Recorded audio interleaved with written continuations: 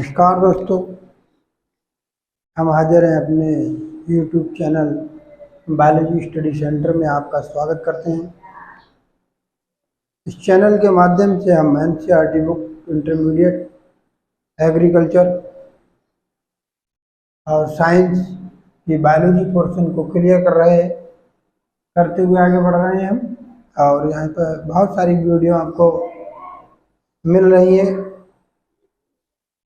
और इसी क्रम में हमने अभी तक प्लेटेहेल्मिंथेस के जनरल करैक्टर, उसका क्लासिफिकेशन और आज हम उसके मेंबर की चर्चा करते हैं। तो उसका महत्वपूर्ण मेंबर जो आप देख रहे हैं बोर्ड पे पहले से बना रखा है मैंने समय की बचत के लिए, क्योंकि चित्र बनाने में बहुत सारा समय व्यय हो जाता है। तो ये टीनिया सोलियम है, पूरी तरीके से फीताकृमि बोलते हैं इसे, और रिबन शेप्ड स्ट्रक्चर इसकी है। ये रिबन के साइज का होता है, इसीलिए इसे फीताकृमि कहते हैं। सिस्टेमिक पोजीशन का मतलब हो गया वर्गीकरण में स्थान। इसका मतलब है वर्गीकरण में स्थान। वर्गीकरण में इसकी क्या पोजीशन है? तो फाइलम पूरी तरीके से प्लेटेहेल्मिन्थेस, छोटे छोटे प्लेटेहेल्मिन्थेस में बटा होता है। प्लेट कहने का मतलब डार्सलो वेंट्रली, ये कैसा होता है? फ्लैट होता है। डार्सो वेंट्रली फ्लैट चपटा। और क्लास की अगर बात करें तो सिस्टोडा है। ऑर्डर की बात करें तो टीनोइडिया। और जेनस की बात करें तो टीनिया, और स्पीसीज की बात करें तो सोलियम। इसकी मुख्यतः दो वैरायटी देखने को मिलती है, एक टीनिया सोलियम और टीनिया सैजेनाइटा। दो वैरायटी इसकी फेमस है, बहुत महत्वपूर्ण है। और ये हमने आपके सामने इसकी बॉडी जो देख रहे हैं आप बनी हुई पूरी तरीके से, ये इसका हेड को स्कोलैक्स कहते हैं, नेक रीजन है, और बॉडी रीजन को हम स्ट्रोबिला कहते हैं। ये स्ट्रोबिला कई टाइप के होते हैं, आपको आगे हम समझा रहे हैं। तो ये सिस्टम पोजीशन को आप समझ सकते हैं बहुत अच्छे से। यहाँ पर मैंने इसको डिफाइन किया है, आप इसको नोट कर सकते हैं। समझ लें, फाइलम इसका प्लेटेहेल्मिन्थेस है। क्यों है प्लेटेहेल्मिन्थेस, क्यों बोलते हैं इसे? क्योंकि ये डार्सली वेंट्रली पूरे एनिमल कैसे होते हैं? फ्लैट होते हैं। क्लास इसका सिस्टोडा है, ऑर्डर इसका टीनिया है, जेनस टीनिया सोलियम है, ऑर्डर टीनोइडिया। ये आप समझ रहे हैं। और अब इसके हम हैबिट एंड हैबिटेट की बात करते हैं। बी नंबर पर अगर हम देखेंगे,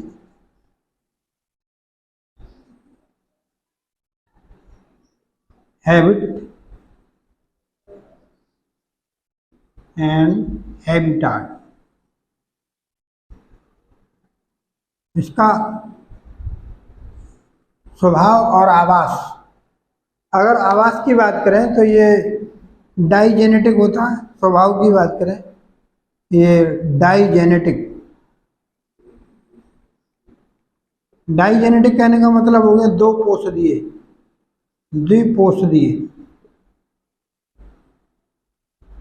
द्विपोषदीय का मतलब हो गया अपना लाइफ साइकिल दो पोषदों में पूरा करता है। इसके टू होस्ट होते हैं।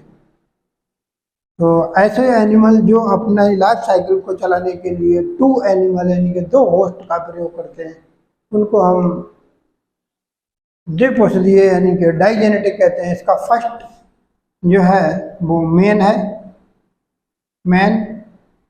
मानव जाति, बहुवचन यहाँ पर इसलिए MEN स्पेलिंग रहेगी। और दूसरा है पिग, सुअर। इंसान और सुअर, इन दो के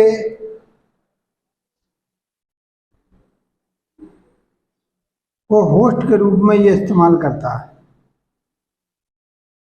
प्राथमिक पोषक मैन है, सेकेंडरी पोषक पिग है। कभी कभी यहाँ डॉग एंड मंकी में भी देखने को मिल जाता है। ये आप समझ रहे हो। डाइजेनेटिक का मतलब समझ गए, द्विपोषी है। अगली आप बात करें तो ये ट्रॉपिकल एंड सब ट्रॉपिकल रीजन में पाए जाते हैं। में पाया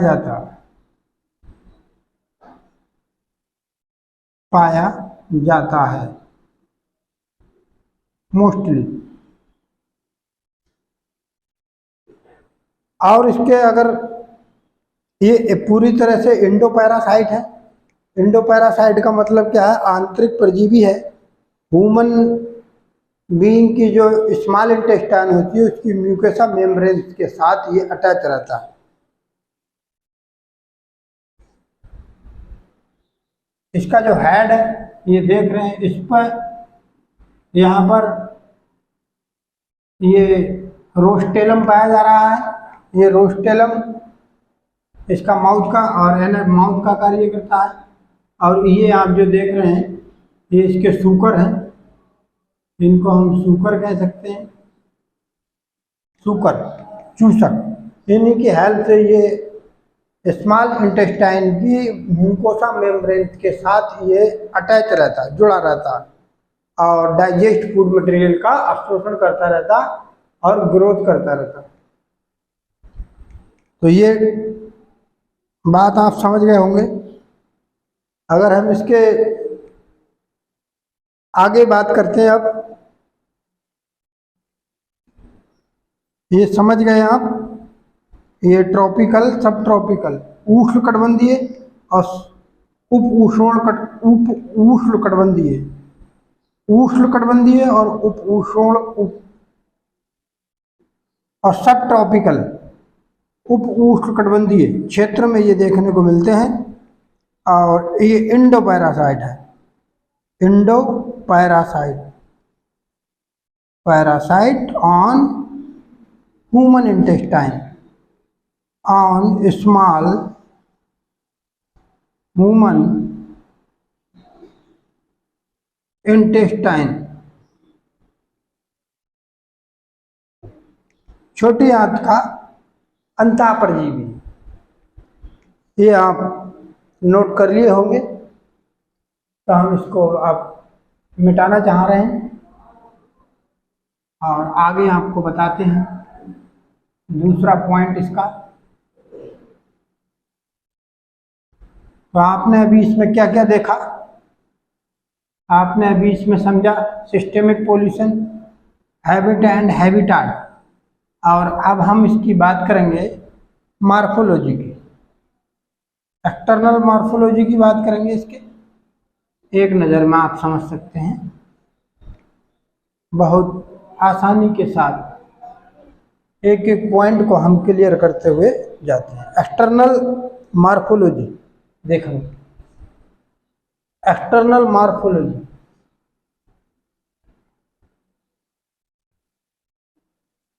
सी नंबर, एक्सटर्नल मॉर्फोलॉजी ऑफ टेनियस वॉल्यूम।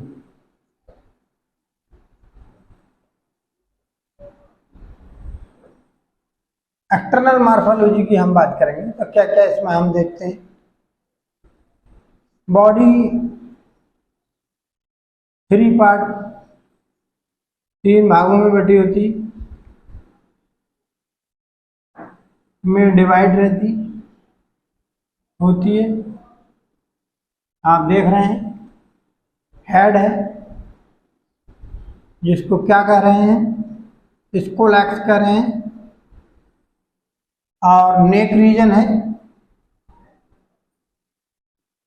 इसके बाद स्ट्रोबिला, स्ट्रोबिला कह रहे हैं। ये बॉडी है, बॉडी को इसकी क्या कहते हैं, स्ट्रोबिला, स्ट्रोबिला है।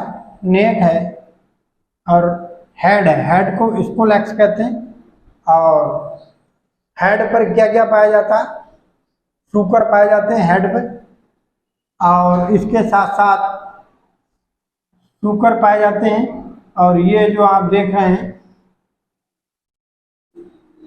ये वाला पार्ट, इसको रोस्टेलम कह रहे हैं, रोस्टेलम।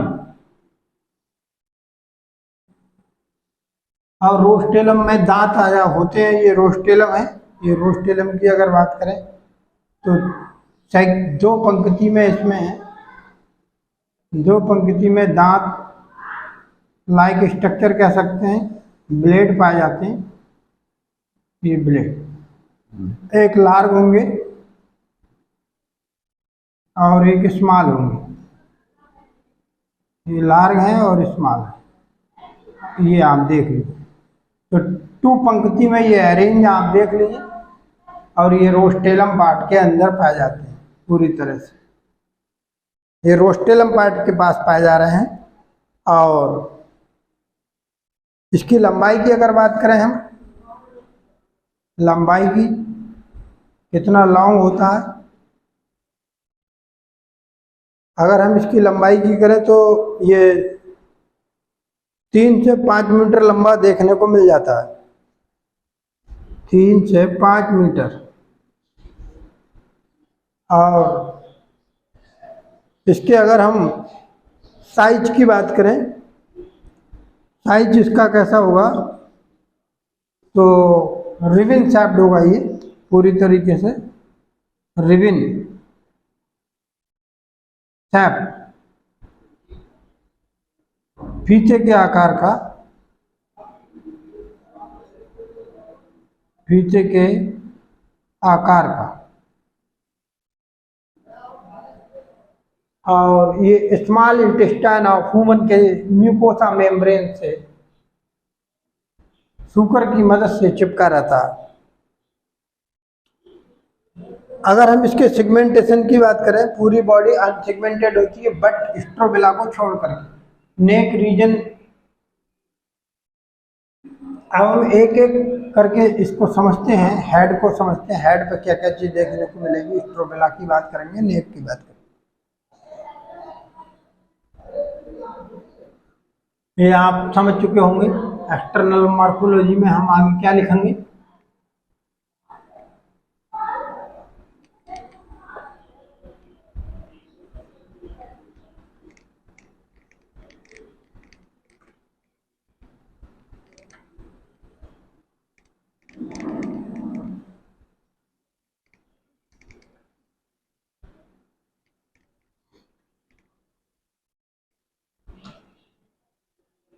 इसके हेड की अगर बात करें, पहले हेड है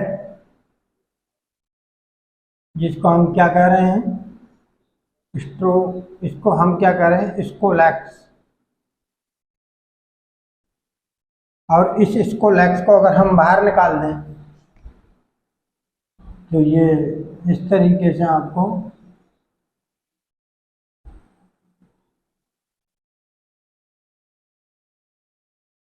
देखने को मिलेगा। और ये यहाँ टू पंक्ति में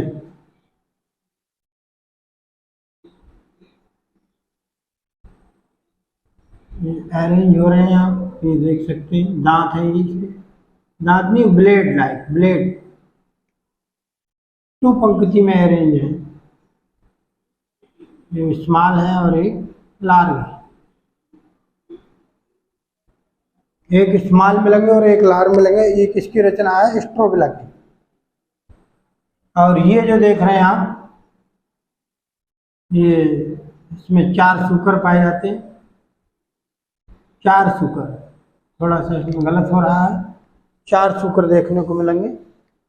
4 सूकर की बात करेंगे, यहाँ पर जरा सुधारने का प्रयास कर रहे हैं इसको।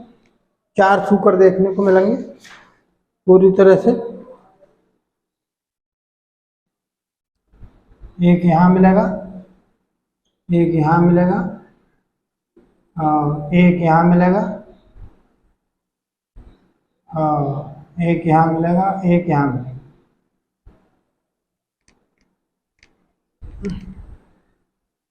एक यहाँ मिल रहा है, एक यहाँ मिल रहा है, 1 2 3 4। ये क्या है? ये सूकर है, इनकी मदद से ये चिपकता रहता है। ये आप समझ गए, ये सूकर है पूरी तरीके से। सूकर हेड का भाग है। इसके बाद नेक की अगर बात करें, नेक, तो नेक में अनसेगमेंटेड पार्ट होते ही, नेक अनसेगमेंटेड होती,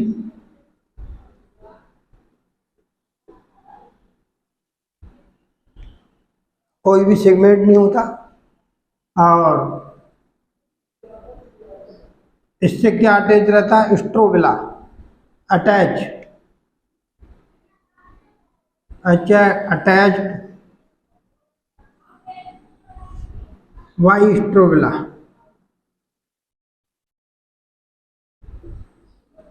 ये स्ट्रोबिला से अटैच रहता है।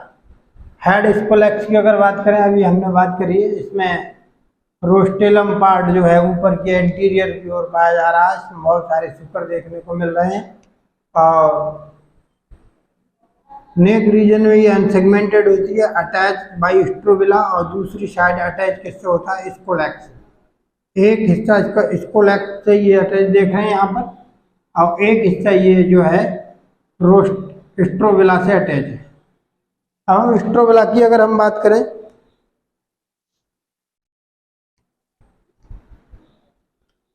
स्ट्रोबिला,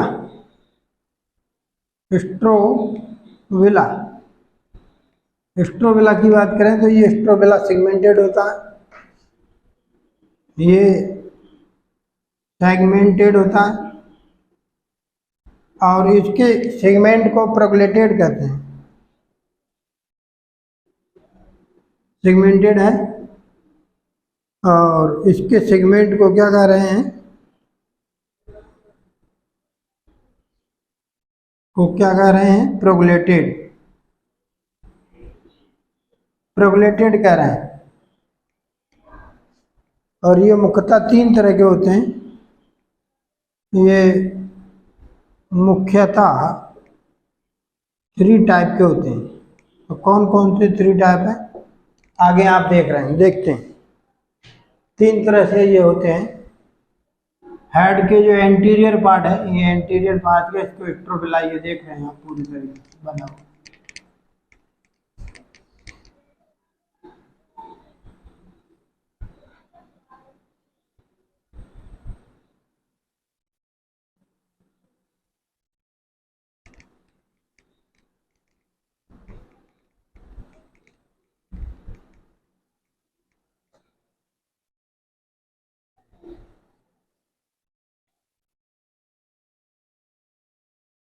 कौन कौन से इसके सेगमेंट यहाँ देखने को मिलेंगे? स्ट्रोबिला की बात कर रहे हैं। स्ट्रोबिला, स्ट्रोबिला में 3 सेगमेंट पाए जाते हैं। इनमें स्ट्रोबिला में जो सेगमेंट की संख्या होती है वो 800 से 1000 देखने को मिलेगी। यहाँ पर 800 से 1000 सेगमेंट देखने को मिलेंगे। ये पूरी तरीके से 3 भागों में डिवाइड है। मैच्योर, पहला इमैच्योर, और मैच्योर, और यहाँ आप प्रोगलेटेड भी लिख सकते हैं, प्रोगलेटेड।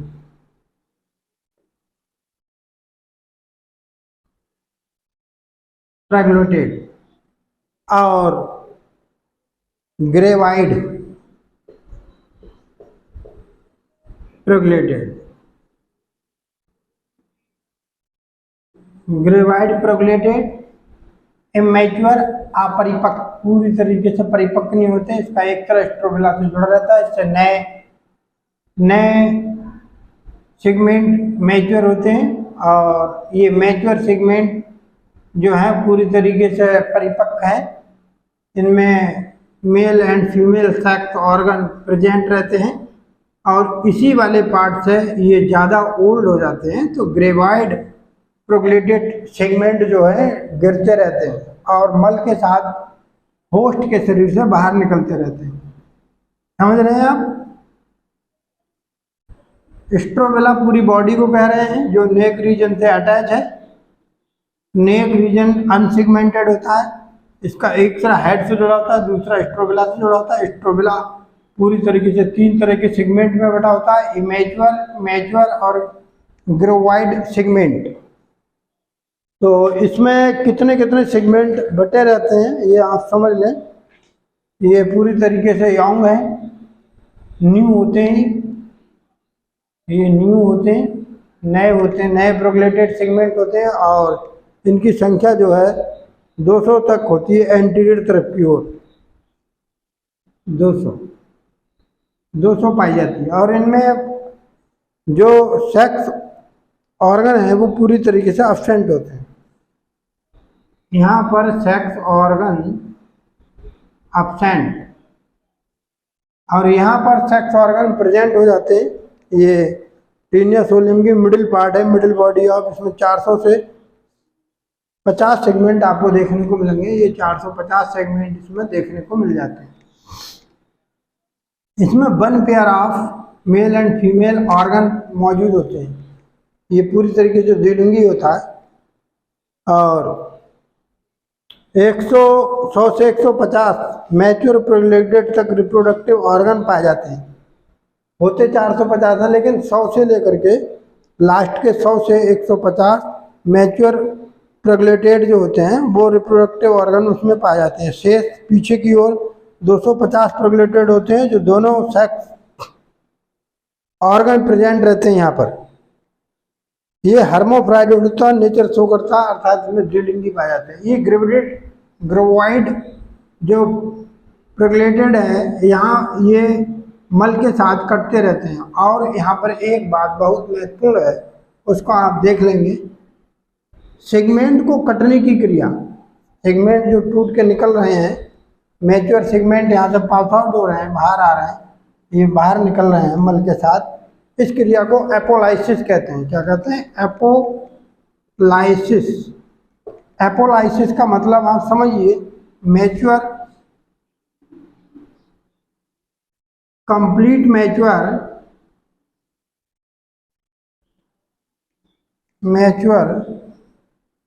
क्या कह रहे हैं उन्हें? ग्रेवाइड प्रोग्लेटेड सेगमेंट का टूटना, टूटकर अलग होना, अलग होना और मल के साथ पास आउट हो जाना, ये आप समझिए। ये ओल्डेस्ट होते हैं, रिप या ग्रेवाइड, रिप या ग्रोवाइड कहते हैं।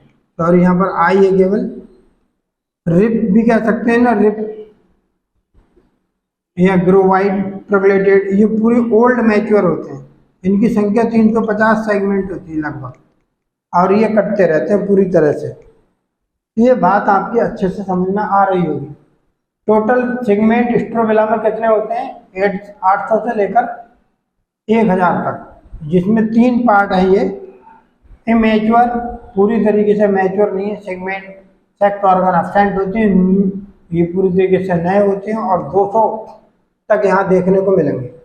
मैच्योर में 450 होता है, लेकिन 100 से 150 तक में ही आपको सेक्स ऑर्गन देखने को मिलेंगे मैच्योर वाले।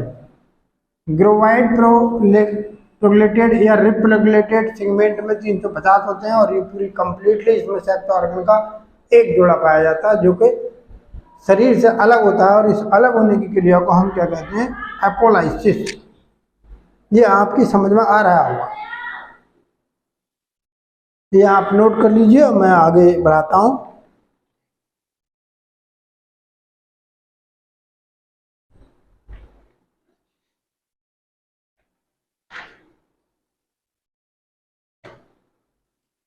अब हम इसके इंटरनल स्ट्रक्चर की बात करेंगे, तो क्या क्या इसमें देखने को मिलता है उसको आप समझ लेंगे।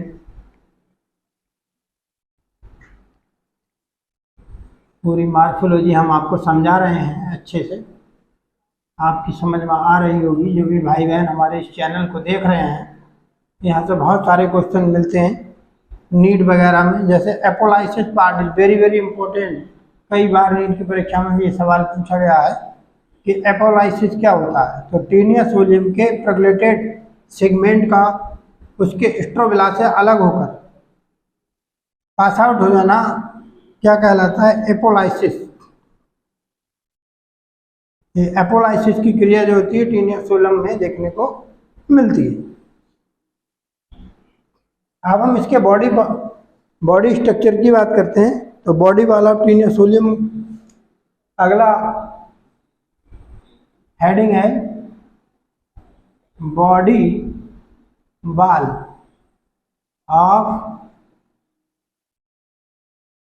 Taenia solium. बॉडी वाला टेनियस वॉल्यूम, टेनियस वॉल्यूम की बॉडी वाल।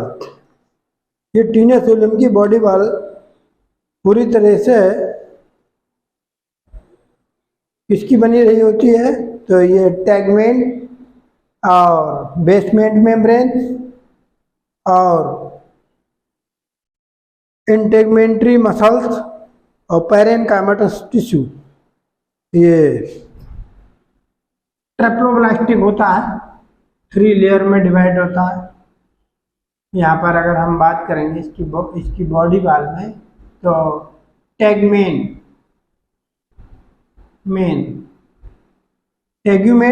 ये टेगुमेंट क्या है? ये आउटर मेम्ब्रेन्स है। क्या है ये? Outer membranes. क्यूटिकलस है, ये क्यूटिकल की बनी होती है, क्यूटिकल की बनी होती है पूरी तरह से।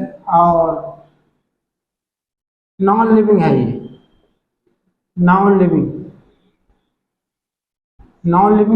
होती है, क्यूटिकल की बनी होती है, इसीलिए हमारा डाइजेस्टिव एंजाइम इसको नहीं पचा सकता। ये इसका एक अनुकूलन है। इसकी जो बॉडी देख रहे हैं, इस बॉडी के ऊपर ये एक लेयर पाई जाती है। ये लेयर काय की है? आप इसको देख सकते हैं। तो ये काय की? क्यूटिकल की लेयर यहाँ पर देखने को मिल जाती है। अब दूसरा है बेसमेंट मेम्ब्रेन। बेसमेंट मेम्ब्रेन इसमें देखने को मिलेगी बॉडी वाल में। सेकंड ये थिन होती है और माइक्रोस्कोपिक लेयर है, मेसेनकाइमेटस होती है इसकी। ये थिन है, पूरी तरीके थिन होती है, अर्थात पतली होती है और सूक्ष्म होती है, माइक्रोस्कोपिक होती है, थिन होती है। इसके अलावा अगर हम बात करें तो मेसेनकाइमेटस टिश्यू, ये जो लिविंग है, ये लिविंग लेयर है, लिविंग पार्ट है इसका। अगले अगर हम बात करें सेकेंड वाले की, तो तीसरे नंबर पर क्या देखने को मिलेगा? इंटेगमेंट्री मसल्स। इंटेगमेंट्री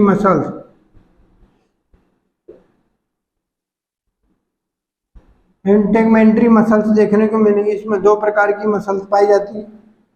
लॉन्गिट्यूडनल मसल्स, इसमें 2 प्रकार की मसल्स हैं, लॉन्गिट्यूडिनल मसल्स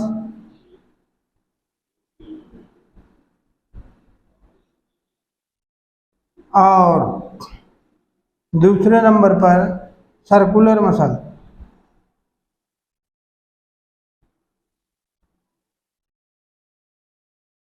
लॉन्गिट्यूडनल मसल्स और सर्कुलर मसल्स यहाँ पर देखने को मिलती हैं। इसके चौथे नंबर पर पेरेनकाइमेटस लेयर पाई जाती है। पेरेनकाइमेटस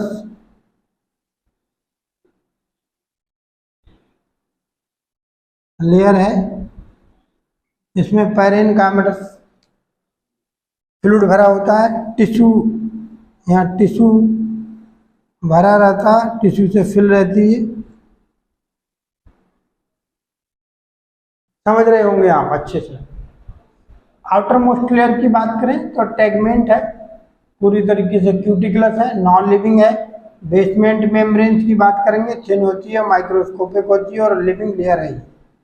इंटेगमेंट्री मसल्स की बात करें तो इसमें दो प्रकार की मसल्स देखने को मिलेंगी जो बॉडी को कवर किए रहते हैं, लॉन्गिट्यूडनल मसल्स और सर्कुलर मसल्स। पेरेनकाइमेटस लेयर की अगर बात करें तो इसमें टिश्यू भरा रहता है, ये फिल टिश्यू से फिल होती है पूरी तरह से।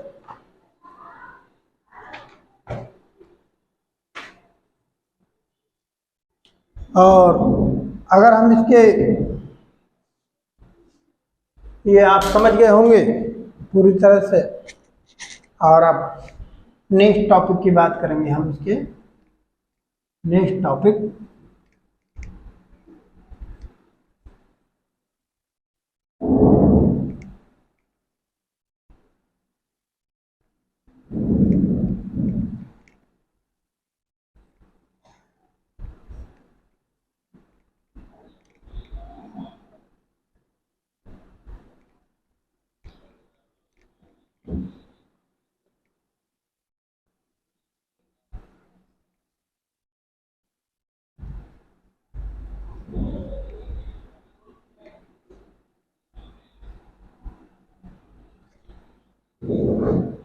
अगर न्यूट्रिशन की बात करें हम इसमें, न्यूट्रिशन कैसे होता है, तो न्यूट्रिशन की बात करें तो ये एंडोपैरासाइट है और टैगमेंट के द्वारा, एंडोपैरासाइट है और टैगमेंट के द्वारा डाइजेस्ट, होस्ट के द्वारा डाइजेस्ट, होस्ट के द्वारा डाइजेस्ट फूड का अवशोषण करता है।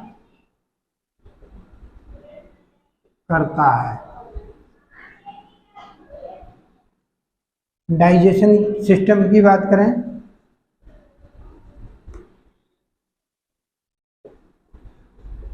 तो एब्सेंट होता है यहाँ, क्योंकि ये डाइजेस्ट फूड का, क्योंकि होस्ट द्वारा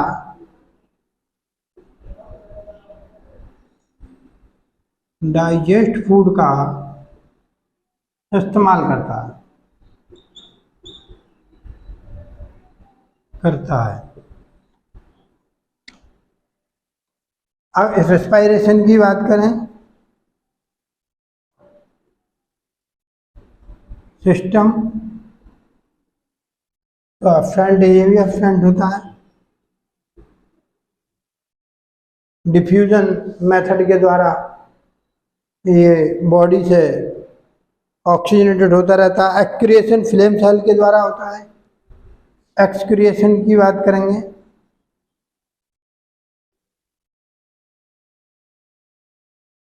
ज्वाला कोशिकाएं, फ्लेम सेल, ज्वाला कोशिकाएं,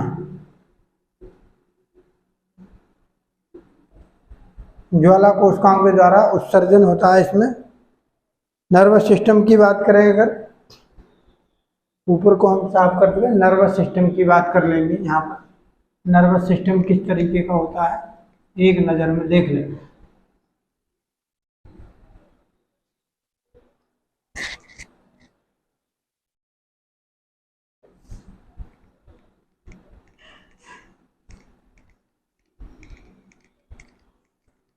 अगर हम नर्वस सिस्टम की बात करें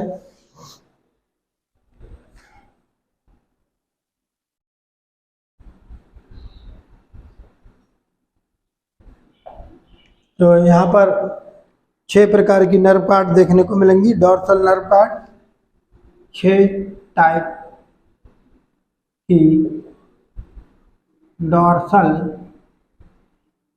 नर्व कार्ड पाई जाती है। सेंसरी ऑर्गन, सेंसरी सेल, संवेदी कोशिकाएं, रोस्टेलम